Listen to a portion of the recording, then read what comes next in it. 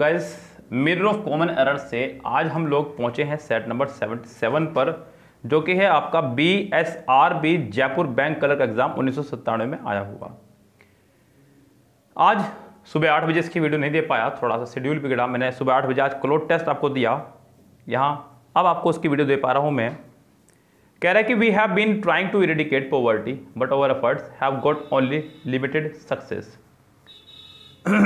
ये आपने सेंटेंस पहले भी पढ़े होंगे मुझसे, मैंने बहुत सारी प्रैक्टिस करा दिया आपको शायद याद ना रहता हो, लेकिन गाइज मेरे सब याद रहता है। देखिए गाइज यहाँ पे कह रहा है कि we have been trying to eradicate, has have plus been plus trying, जो कि फॉर्मेशन ठीक है। टू इरेडिकेट, टू के बाद फर्स्ट फॉर्म, ये भी आपका ठीक है। Poverty, but our efforts have got only limited success. Success आपका एक नाउन है और नाउन को क्वालिफाई करने के लिए चाहिए होता है एडजेक्टिव, जो कि ये भी ठीक है। यानी कि इस सेंटेंस में नहीं है कोई भी आपकी एरर, ये सेंटेंस आपका 100% ठीक है गाइस। कह रहा है कि the old system will be result in heavy losses and hence we strongly advocate replacement with the new system. Guys यहां पर एक सेंटेंस में उसने कहा कि विल बी रिजल्ट, पहले ही पार्ट में इस गाइस उसने कह दिया है विल बी रिजल्ट। मैं आपको हमेशा ये बात बताता रहता हूँ गाइस कि जब भी बी की फैमिली आएगी, जब भी बी की फैमिली आएगी, यस उसके अंदर आपके होते हैं खूब सारे is, am, are, was, were, been और बीइंग। जब भी बी की फैमिली आएगी तो सेंटेंस आपका या तो आईएनजी फॉर्म में या फिर थर्ड फॉर्म में। आईएनजी फॉर्म का तो यहाँ मतलब नहीं बैठता बिकॉज विल खड़ा है पीछे, तो विल बी के साथ थर्ड फॉर्म यहाँ लगा करके सेंटेंस को पैसिव बनाया जा सकता है, लेकिन उसने ऐसा यहाँ कुछ भी नहीं किया। उसने विल के साथ बी लगाया और उसके बाद सीधा फर्स्ट फॉर्म, जो कि रॉन्ग है गाइस। यस गाइस, ये सेंटेंस का फॉर्मेशन पूरी तरह से है आपका wrong. The old system will B resulted, या तो रिजल्टेड करो इसको रिजल्टेड करना होगा तो सेंटेंस करेक्ट होगा, या फिर आपको यहाँ से बी ही हटाना होगा। यस गाइस, या तो इसे कीजिए विल बी रिजल्टेड तो सेंटेंस करेक्ट, नहीं तो आप यहाँ से बी हटा दीजिएगा तो भी सेंटेंस करेक्ट हो जाएगा। हालांकि आपको यहाँ से बी ही हटाना होगा, सेंटेंस को एक्टिव में ही ले जाना होगा, सेंटेंस को पैसिव में बनाने की यहाँ कोई आवश्यकता नहीं है। यानी कि इस लिहाज से सेंटेंस के अगर मैं कहूँ तो पहले ही पार्ट में आपके एरर है गाइज, यहाँ पे पहला पार्ट आपका रॉन्ग है। The author supported his argument with the finding of a recently concluded research studies.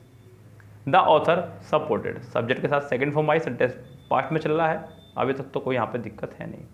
His argument with the findings of a recently concluded research study. Guys research की जब बात कर ही दी है, रिसर्च का मतलब अध्ययन से ही है। यस, रिसर्च का मतलब होता है अध्ययन से वो भी एक ऐसा अध्ययन जो आप स्टडी में नहीं कर सकते। यस, स्टडी का मतलब सिर्फ अध्ययन करना, रिसर्च का मतलब पूरी गहराई से अध्ययन करना। किसी बात का बहुत गहराई से अध्ययन करना कहलाता है आपका रिसर्च। क्या कहलाता है आपका? रिसर्च। तो यहाँ पे स्टडी की आवश्यकता नहीं है। स्टडी यहाँ पर आपका एक्स्ट्रा में कह लीजिए, सुपरफ्लोस कह लीजिए, कुछ भी कह लीजिए, स्टडी यहाँ पर आपका नहीं आएगा। इस सेंटेंस के डी पार्ट में हो जाएगी आपके एरर गाइस, डी पोर्शन आपका यहाँ पर रॉन्ग रहेगा। यस, आगे बढ़ते हैं गाइस सेंटेंस नंबर 4 पे। द सुपरवाइजर नोटिस दैट, ठीक है, वन ऑफ द एम्प्लॉयज।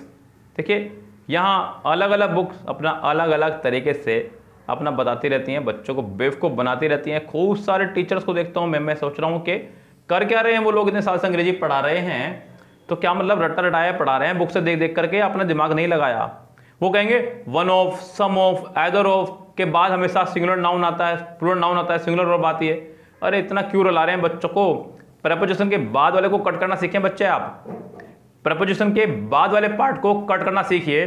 आपको पता है अब पीछे वन है, वन के लिए यानी कि एक के लिए आप सिंगुलर वर्ब लगाएंगे, प्लूरल वर्ब लगाएंगे। आपको यहाँ पे वर्ब की जगह वॉज का इस्तेमाल करना था। इतनी सिंपल भाषा में क्यों नहीं समझते आप बच्चों? यस, लेकिन फिर भी पता नहीं आप क्यों कन्फ्यूजन लेने के लिए उन चैनल्स पे चले जाएंगे।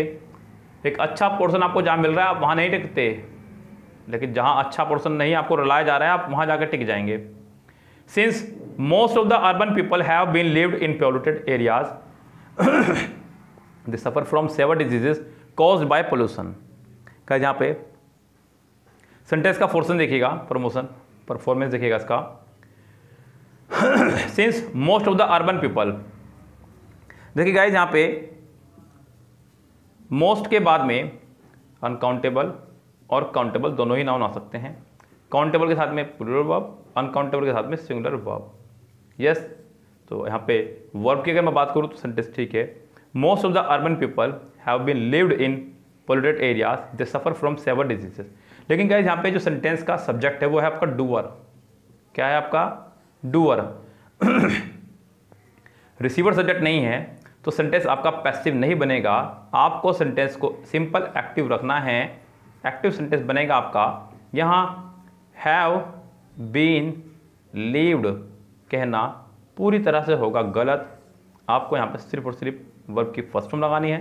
सेंटेंस आपका एक्टिव में तैयार। आप इसको इस तरह से चेक कर सकते हैं गाइस। तो यानी कि इस सेंटेंस के बी पार्ट में हो जाएगी आपके एरर गाइस। आगे बढ़िएगा, सेंटेंस नंबर 6 कह रहा है कि it is a mystery how some people can foretell future events on the basis of horoscope. Guys यहाँ पे उसने कहा it is a mystery how some people can foretell. Guys four का मतलब होता है पहले से ही, टेल माने बताना, टेल माने बताना, किसी बात के बारे में पहले से ही बता देना, उसको बोलते हैं फोरटेल। और फ्यूचर का मतलब भी होता है भविष्य। क्या होता है? भविष्य। तो अगर आप गौर कर रहे हो गाइस, तो क्या ये दोनों वर्ड सेम ही नहीं है? यस, फोरटेल का मतलब ही आपको पहले से ही बता देना है आगे के बारे में, और यहाँ पे फिर से वो फ्यूचर लगा रहा है साथ में। तो मुझे नहीं लगता है यहाँ पे फ्यूचर इवेंट्स की यहाँ पे जरूरत है, क्योंकि फोरटेल का मतलब होता है कि आगे से ही पहले के बारे में बता देना। अब क्या आप यहाँ पर फोरटेल फ्यूचर इवेंट्स कहना चाहेंगे? यहाँ थूकना मना नहीं है। क्या ये सेंटेंस सही है? यहाँ थूकना मना नहीं है, इसका मतलब तो थूको, पूरा भर दो यहाँ पे। सो गाइज, ऐसी ऐसी बातों को कह करके वो आपका बेवकूफ़ बनाने की कोशिश करता है, लेकिन आपको बचना है गाइज, सावधान रहना है। मैंने हमेशा बताया गाइज आपको कि किसी भी फैमिली के दो वर्ड, किसी भी फैमिली के, चाहे वो प्रेजेंट के हो, पास्ट के हो, फ्यूचर के हो, किसी भी फैमिली के जो दो वर्ड सेम मीनिंग दे रहे हो गाइज, वो कभी एक साथ नहीं आएंगे, चाहे वो किसी भी फैमिली से हो। यहाँ पर अब फैमिलीज को मैं अलग ही कर देता हूँ। बस कोई भी वर्ड जो दो सेम मीनिंग दे रहा हूँ कभी एक साथ नहीं आ सकते। यहाँ पर भी आपका सी पार्ट में वही हुआ गाइज जो मैं आपको बताना चाह रहा हूँ। तो यानी कि ये रोंग है आपका गाइज, पूरी तरह से रोंग है। तो इसके सी पार्ट में हो जाएगी आपके एरर। सी पार्ट इसका रोंग है पूरी तरह से। आगे देखिए गाइज, सेंटेंस नंबर 7। मैं अपना कैमरा ऑन कर लूँगा जब मुझे लगेगा कि जरूरत पड़ रही है मुझे कैमरे की। सेंटेंस नंबर 7 में कह रहा है कि how well a person completes his oven assignment depend upon his skill. Guys यहाँ पे हाउ वेल अ पर्सन के लिए उसने लगाया कंप्लीट्स, यानी कि एस या ईएस। बिल्कुल ठीक तो है भाई, वर्ब की फर्स्ट फॉर्म में एस या ईएस। सेंटेंस को प्रेजेंट में लेकर चल रहा है। हिज ओवन असाइनमेंट डिपेंड, आगे डिपेंड भी गाइज एक वर्ब ही है जो कि आपकी पर्सन के लिए ही है। आपको इसे भी करना होगा डिपेंड्स, तो सेंटेंस आपका होगा करेक्ट। यानी कि इस सेंटेंस के सी पार्ट में हो जाएगी फिलहाल आपके error. Yes guys, so guys बस ध्यान रखिए, आपको एक ऑथेंटिक बिल्कुल शानदार मटेरियल मैं प्रोवाइड करा रहा हूँ। ये मत सोचे गाइज के वीडियोस पे व्यूज़ कम है, चैनल पर सब्सक्राइबर कम है, तो ये बंदे को न्यू बंदा है। गाइज लॉकडाउन की वजह से यहाँ मुझे यूट्यूब पर आपके साथ आना पड़ा, वरना गाइज पिछले 12 साल से हम लोग अंग्रेजी पढ़ा रहे हैं। बिल्कुल भी नया पोर्शन नहीं है। इतना ज़्यादा अनुभव आपको मेरी वीडियोस में दिख ही जाता होगा साफ, जो शायद आपको पूरे यूट्यूब पे नहीं मिलेगा गाइस। लास्ट 35 इयर्स के प्रैक्टिस सेट्स सोल्व कराने का जिम्मा जो मैंने लिया है गाइस, पूरे यूट्यूब पर हमारे अलावा कोई इतने प्रैक्टिस सेट करा के दिखाए तो मैं मान जाऊँ गाइस। एमबी बुक का मैंने भले ही पेड ग्रुप में, लेकिन 1997 से 2019 तक का 22 साल की एमबी मैंने सोल्व कराई है गाइस, पिछले 5 माह के अंदर लॉकडाउन में गाइस। सोचिए आप कितनी मेहनत की बात है। इधर मिरर बुक मैं आपको कंप्लीट करा रहा हूँ। क्या मुझे अब भी ये प्रमाण देने की आवश्यकता है कि हम लोग यहाँ पे नए हैं या पुराने? यूट्यूब पर भले गए हम नए हों, लेकिन हम लोग नए नहीं हैं भाई। आप लोगों को मेरा मटेरियल, मेरा तरीका पढ़ाने का पता चल जाता होगा, तो कहीं मत जाइए गाइज, यहीं चिपक जाइए। आप बेवकूफ़ बनने से बच जाएंगे। अभी भी आपके पास मौका है गाइज, वरना तो आपको बाद में आना पड़ेगा चैनल पर। ये मैं लिख के दे रहा हूँ आपको गारंटी, लेकिन आपको आना ही पड़ेगा। ये ध्यान रखें, क्योंकि विदाउट प्रैक्टिस सेट आप लोग सिलेक्शन के बारे में सोच ही नहीं सकते, और पूरे यूट्यूब पर कोई प्रैक्टिस कराने के लिए आगे बढ़ ही नहीं रहा है, क्योंकि प्रैक्टिस कराने में बहुत मेहनत करनी होती है और वो नहीं करना चाहते। यस, उनको सामने चाहिए अपने आंसर और फिर वो आपको बताना शुरू कर देंगे डिट्टो। चलिए गाइज आगे बढ़ते हैं सेंटेंस में। सेंटेंस नंबर 8 देखिएगा, कह रहा है कि he is dealing with other traders had always suspected दो ही वॉज स्पॉटलेसली क्लीन। कह रहा है कि यहाँ पे his dealing with other had always suspected, उसकी जो डीलिंग है। अब गाइस यहाँ पे डीलिंग जो है, ये डीलिंग एक डूअर सब्जेक्ट नहीं है, डूअर आपका एक सब्जेक्ट नहीं है, ये आपका एक रिसीवर सब्जेक्ट है। क्या आपका एक रिसीवर सब्जेक्ट, और सेंटेंस का स्टार्टिंग जब रिसीवर सब्जेक्ट से हो तो सेंटेंस आपका पैसिव बनना कंपलसरी है, ये ध्यान रखें। तो यहाँ पे हैड ऑलवेज से काम नहीं चलेगा, हैड बीन ऑलवेज से काम चलेगा। सेंटेंस के बी पार्ट में आपको हैड के बाद बीन भी लगाना होगा, तो सेंटेंस आपका होगा करेक्ट, अन्यथा सेंटेंस आपका रॉन्ग बना ही रहेगा। यस गाइस, कह रहे हैं कि her service to the masses in general and women in particular will always be remembered. Sentence देखिए ध्यान से गाइस, यहाँ पे his service to the masses, ध्यान देना guys, his services to the masses. बिल्कुल ढंग से पूरी निगाह आप यहाँ पे बोर्ड पर रखें मेरे साथ में, कहीं मत जाइए गाइस, पूरी निगाह बोर्ड पर रखिए कुछ देर। His service to the masses दिख रहे हैं साफ आराम से, ये लीजिए थोड़ा सा और क्लीन कर दें, लीजिए his service to the masses in general and dash women in dash. Guys जो बात इसके बाद आई है इन जनरल, वही बात इसके बाद भी आया आपका इन द पर्टिकुलर। लेकिन गाइस जो इससे पहले आया टू द मासेस, इससे पहले आपका टू द वुमन नहीं आया, जो कि रॉन्ग है गाइस, क्योंकि एंड बट और के दोनों तरफ सेंटेंस का फॉर्मेशन सेम रहना चाहिए। ऐसा मैंने आपको एक बार नहीं कई बार बता दिया है। तो यहाँ पे guys her services to the masses in general and to the women in particular होना चाहिए था। बी पार्ट में वुमा से पहले टू द वुमा होगा तो सेंटेंस करेक्ट होगा। इस सेंटेंस के बी पार्ट में हो जाएगी आपके एरर। सेंटेंस नंबर 10 देखिएगा, he is so lazy that he takes a large number of time to complete such a small piece of work. Guys यहाँ पे टाइम आपका एक अनकाउंटेबल नाउन है। अनकाउंटेबल नाउन के लिए लार्ज नंबर कहना गलत होगा गाइस। लार्ज नंबर उनके लिए जिनको आप काउंट कर सकें, तो अनकाउंटेबल चीज़ों के लिए आप लार्ज नंबर ना कहें तो अच्छा होगा। आप यहाँ पे अ लॉट ऑफ कह दे तो कोई दिक्कत नहीं होगा। Yes, a lot of time. Yes guys, तो सेंटेंस में यहाँ पर आपका अगर मैं बात करूँ तो सी पार्ट में आपके एरर है, लार्ज नंबर हटेगा, लॉट ऑफ आप यहाँ पे आएगा आपका, तो सेंटेंस आपका हो जाएगा ये करेक्ट।